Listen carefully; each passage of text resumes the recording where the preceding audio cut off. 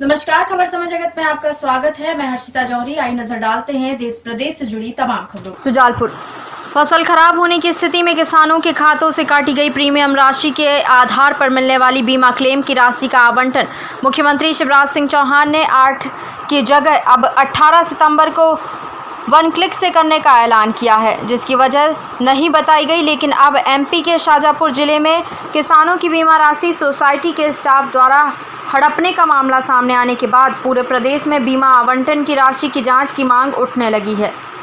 पूरे मध्य प्रदेश में अतिवृष्टि और रोग के कारण सोयाबीन की फसल खराब हो गई है। बीते वर्षों में भी फसल का कुछ ऐसा ही हाल था और बीते 2 साल का फसल बीमा अभी तक किसानों को नहीं मिल पाया है। शाजापुर जिले की नांदनी सोसाइटी में किसानों की जागरूकता से फसल बीमा घोटाला पकड़ाया है।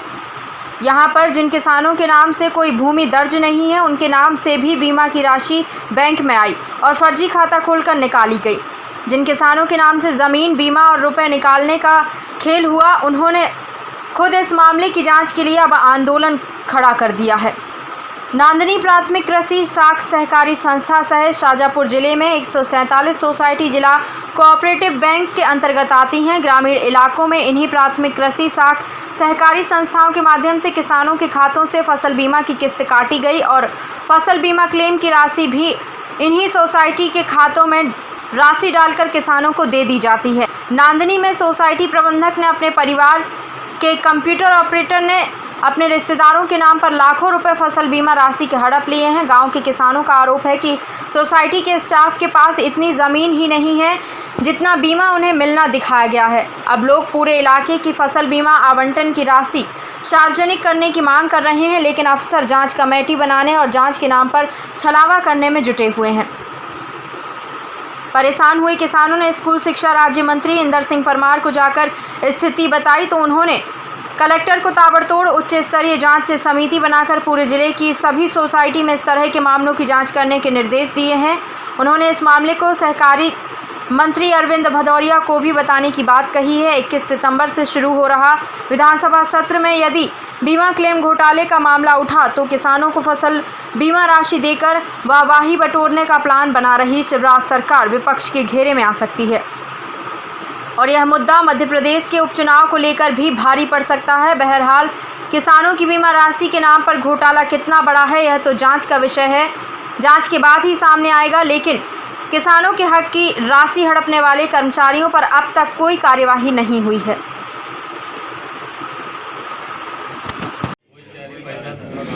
किसान का किसी का भी पैसा कोई भी खाएगा, चाहे कोई भी हो, उसके खिलाफ कार्रवाई होगी, सख्त कार्रवाई। ठीक है ना? ठीक है।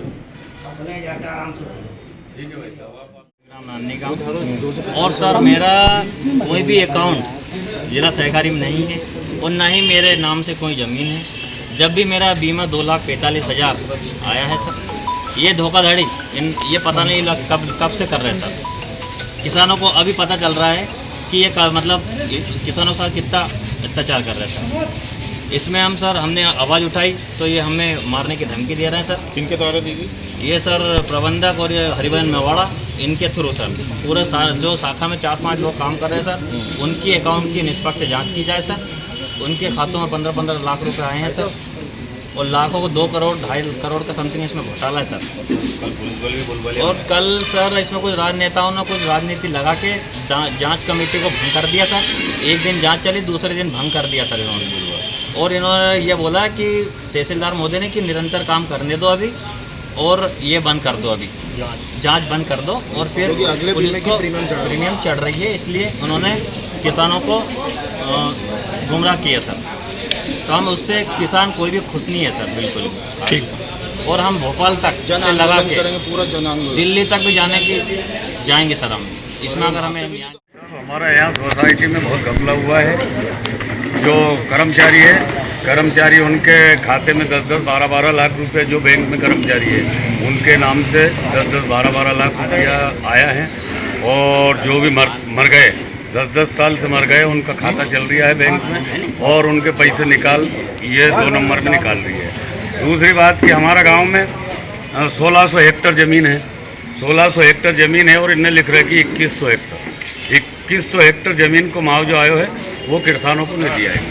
वो हमें मालूम नहीं। 500 हेक्टेयर ज़मीन का मुआवजा कहाँ गयो है ये हमें कोई जानकारी नहीं। हम ये चाहते हैं कि दूध का दूध और पानी का पानी हो और इसकी पूर्ण जांच हो। इससे पहले भी आपने शिकायत करी थी, जांच दल बना था, क्या निकला उसका? कोई असर नहीं हुआ। हम आवेदन कलेक्टर साहब को भी दे दिया, हमने एसडीओ साहब को भी दे दिया, तहसीलदार साहब को दे दिया और जिला सहकारिता बैंक में दे दिया। दूसरी बात कि सील कर दी थी सोसाइटी, उसके बाद में गांव के कर्मचारी उनने चाबी दे के और गांव के छोरा उन पे जो है वो सोसाइटी खुल गई रात को 12 बजे और न के वो कंप्यूटर चला रही है। जो हमारे कार्यक्रम क्या हुआ, कागज कहाँ पता नहीं, ये मालूम नहीं। उसमें वहाँ पर अभी आपके संस्था प्रभारी गोपाल पालीवाल और ऑपरेटर हरिभजन। मुझे लगता है कि जिन जांच अधिकारियों का भी कलेक्टर ने बनाया है वो भी अपराधियों से मिल चुके हैं, गबन करते वालों से मिल चुके हैं। इसलिए आज ही मैं कलेक्टर को निर्देश दे रहा हूँ कि एडीएम को उसके प्रभार में एक जांच कमेटी दूसरी बनाई जाए और उसी के लिए जिले भर की जितनी सोसाइटी में ऐसे प्रकरण आते हैं उन सबकी जांच करें। दूसरा, शाजापुर जिले में शिक्षा विभाग के ऐसे टीचर जो शासकीय सेवा अनुकंपा नियुक्ति की एक समस्या है, उसका हम अभी निराकरण करने जा रहे हैं। समस्या ये है कि उसमें पात्रता परीक्षा और डीएड करना अनिवार्य कर दिया है अनुकंपा नियुक्ति में भारत सरकार ने। अब उसके कारण लंबे समय से अपने यहाँ पात्रता परीक्षा नहीं हुई और अभी हम एक में छूट देने के लिए कानूनी राय ले रहे हैं कि डीएड बाद में कर ले, केवल पात्रता परीक्षा, क्योंकि पात्रता परीक्षा भारत सरकार की में भी अपन ने स्वीकृति दे दी। हम ऐसे लोग हम परीक्षा पास कर ले और हम उसको मान लेंगे राज्य सरकार, उसका काम चल रहा है। भाई साहब, स्कूल का सत्र कब से चालू होने की संभावना स्कूल है? का सत्र कोरोना के ऊपर है, क्योंकि बच्चों का भविष्य का मामला है, उनके जीवन का भी मामला, इसलिए एकदम कोई उसमें निर्णय करना कठिन काम है। कोरोना की थोड़ी स्थिति सुधरने पर ही कुछ भारत सरकार की जो गाइडलाइन बनेगी उसके अनुसार। खबर समय जगत के लिए सुजालपुर से गोविंद जाधव की report. For latest news, subscribe to our channel and press the bell icon.